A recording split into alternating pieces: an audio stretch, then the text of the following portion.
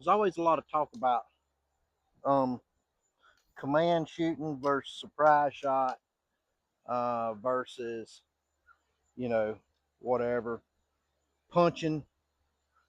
I shot a hinge from. I got my first hinge, the original blue Stanislawski. Now they just go by Stan, but at that time it was Stanislawski.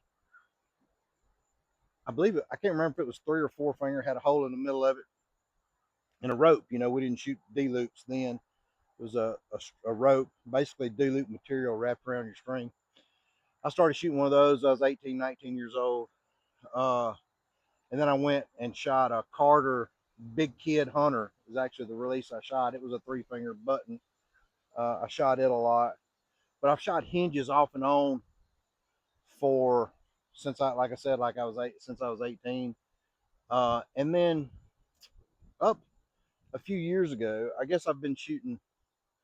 I shot a button. I mean a hinge in 3D competition up till I guess 2 years ago. Maybe this is the second year that I've been commanding.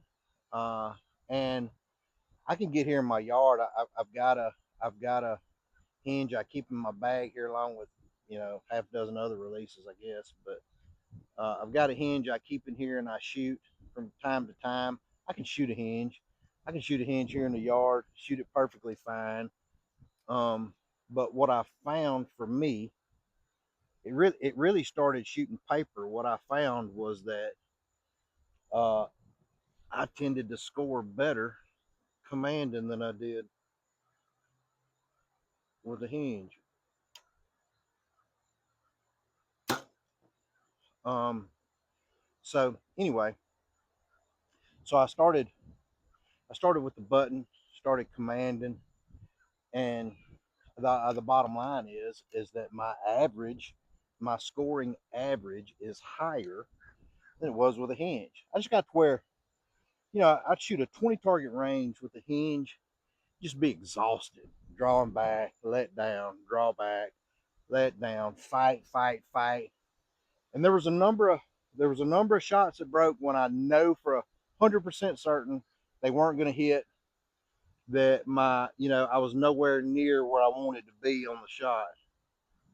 That happened, quite a bit,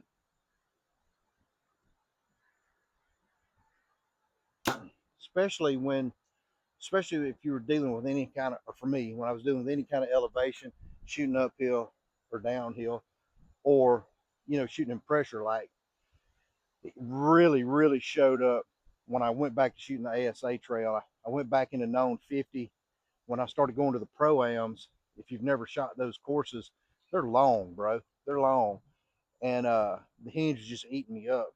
So um, I just went back to a button. Now I will yank a shot every now and then with the button. I mean, it's gonna happen. Sending it, I'm gonna flinch, but as a whole, that has been I have done better than with the when the hinge. My score has gotten average is better,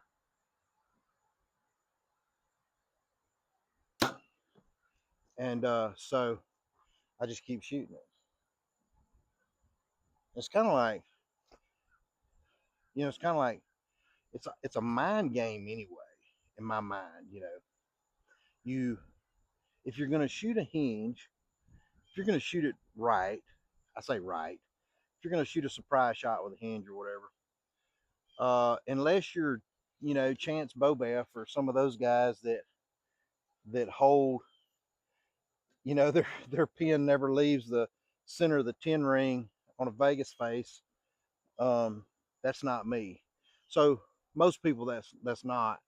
So you have to learn to be able to accept the float and work your shot through the float. And when I mean the float, the pin moving around on and off what you want to hit, uh, which is really difficult when you're shooting at a 47, 48 yard coyote and you're shooting at a 12 ring that's this far away from a 5. You know what I mean? So it makes it even harder to get the release to break.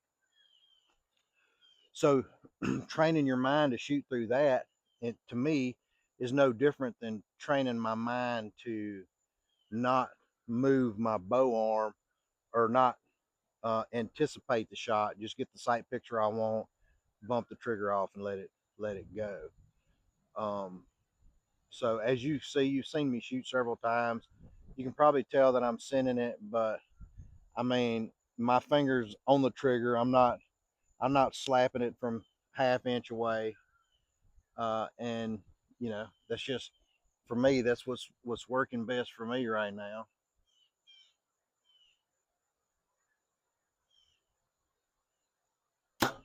And I'm like, you know, I started doing it. I can shoot a hinge. I can shoot a 300 on a Vegas face with a hinge or whatever. It's just is easier for me commanding it right now. So I guess the point in this is saying that whether you want to shoot a surprise shot or whether you want to command it, um, whatever you want to call it, I'm not a fan of punching. And to me, this is punching.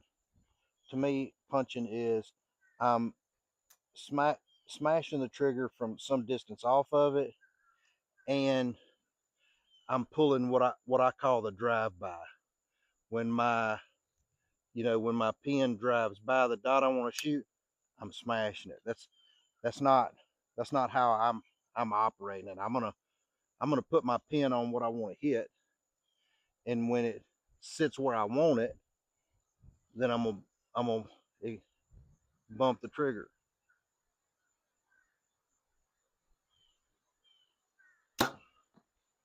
Uh, that's just how I do it now.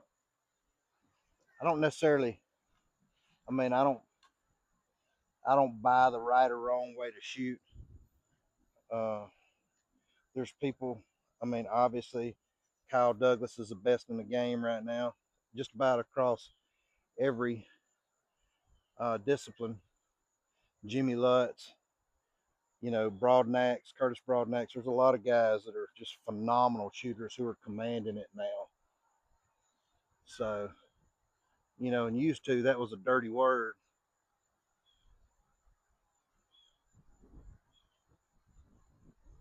And you still have a lot of people that, if you do anything other than a pull through surprise shot, they call it punching, which, to each their own. Um, but I mean, you take Gillingham, he's been one of the best for forever. And he's a command shooter, and I guess he has been basically as long as I know him. So anyway, I prefer to command.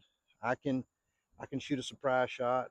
I can shoot a hinge. I can do all that stuff. But um, for me, my scores are better when I put the pin on what I want to hit and let it bump. So to each their own. The bottom line though is that all of it takes work. All of it takes work. Any way you want to shoot.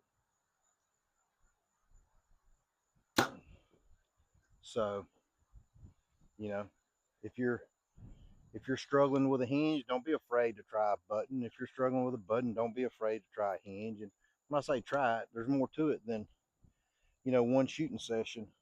Um, most people that shoot a hinge or a resistance release or something, that first that first session is not enjoyable for them. So work with it, work through it, and see where you can get.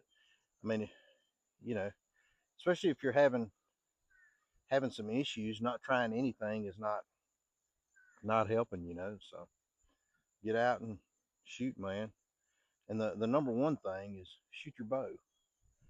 I mean, that's that's where the difference is made. You can do all the tuning and tweaking and everything in the world, but shoot your bow.